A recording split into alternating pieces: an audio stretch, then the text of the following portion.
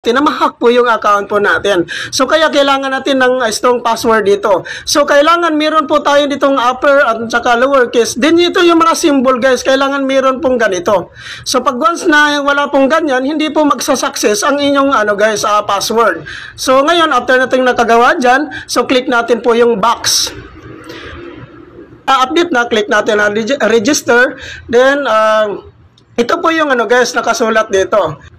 We sent an email with a link to verify. So ngayon guys, i-check nyo lang yung email nyo dahil po mag-i-email po si BIR. Kagaya po nito guys. So kailangan po i-click po natin ito guys, yung guys, para ma-verify po yung ginawa po nating account sa Oros guys. So ngayon, pag once na click nyo na po yan, so ito po yung nakalagay.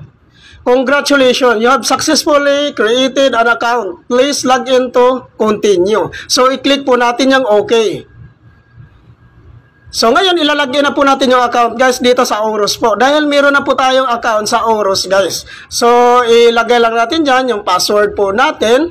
Then, click po natin yung box na yan. Ayan. Then, click login. So, ayan. Nakapunta, dito na po tayo sa account po sa Oros natin, guys. So, ngayon, dito sa baba, makikita po natin get your digital TIN ID. So, ngayon, i-click po natin yan.